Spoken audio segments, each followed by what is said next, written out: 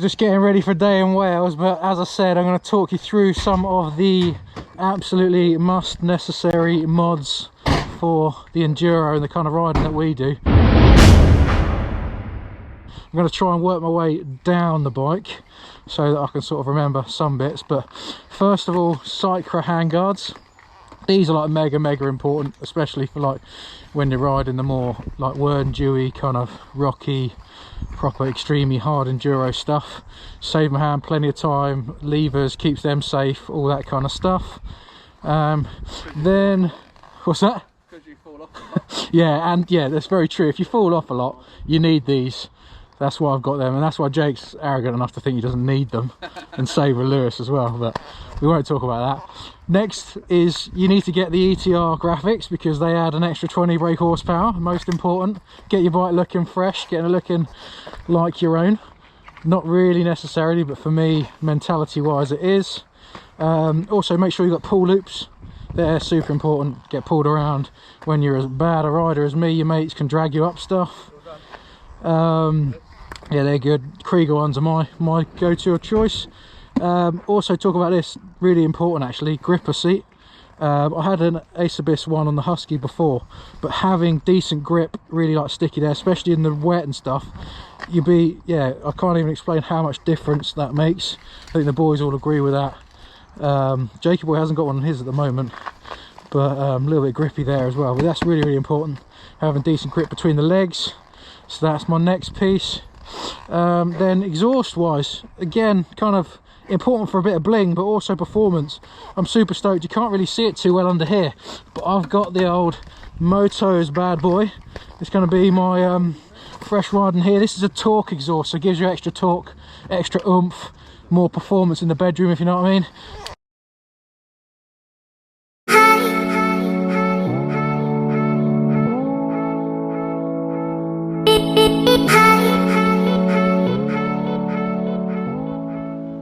But yeah, so that's kind of stoked at the back. I used to have a P-Tech on as well, so the P-Tech at the front was all about kind of guarding that, much more heavy duty. Started to not run that now, kind of feeling a bit more confident, much lighter without it, but obviously can get a lot of damage.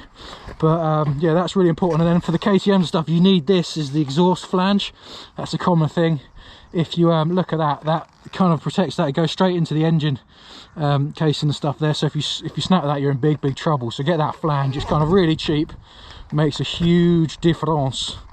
But yeah, that exhaust, definitely recommend going to SMX for those guys. They'll hook you up on that, and then it goes in really nicely with this end can as well. But that's a really important point. Anywhere like you're gonna have to buy all this stuff, hit up SMX. They look after us, look after me really well. Really good service and great people to go to, so I would definitely consider going to those guys. As I said, hook me up with this. I've kind of moved down the bike a little bit. I'm going to come back up because next is suspension. My personal opinion is I'm not good enough to notice really good suspension or anything like that, so just make sure that you get the right springs, the right shock for your weight. I've had it set up, got the sag all set and that kind of stuff, and that's it. That is a really important adjustment, made a big difference, but it's not, I don't need all the bladder and all the kind of really fancy stuff. But yeah, so take a look at that. I definitely recommend that. Fan kit as well, some come standard with it. If not, make sure you got a fan, because if you're revving her up in the slow stuff, soon overheat. But yeah, that again is a really important piece. Then moving down the bike, disc guard, really important, especially when you're doing like rocky stuff like we're going to be doing that in Wales here. Get disc guards in. They're very cheap, but will save you bending those discs and causing you problems out in the mountains. Yeah, another one for me, I've got engine cover, clutch cover as well. Put those on, keeps them looking fresh, just protects bits. And then yeah, tyres, get decent tyres. I run Michelin mediums. The boys kind of got a bit of a variety. Jakey boys on mediums, we got Lewis on Metas and stuff like that, but just get a decent set. And I run mooses as well. I can't be bothered with having to change tubes on the middle of the trails and stuff like that, so whenever we're out doing hard enduros, make sure I've got mooses in. this is an important one on the KTMs as well, this little wheel. I don't really know what you'd call it, but it protects you wearing away at the sort of the actual bike metal here. So that's a big important one for me.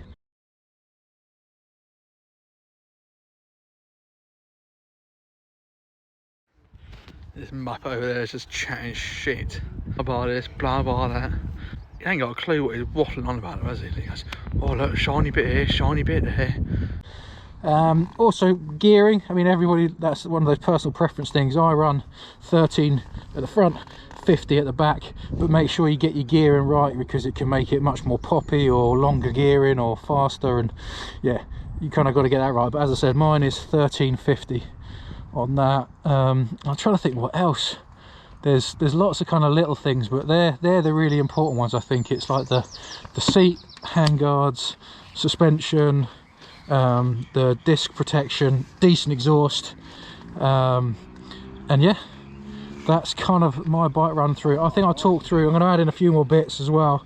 I'll probably stitch in some riding stuff too, but one of the big things is hit up SMX Off-Road. Those guys have looked after me really well, and finding guys like that is really important. And then a little bonus feature, one really important bit, is get good mates around you that know what they're doing, yeah, know what they're riding, know about the bikes.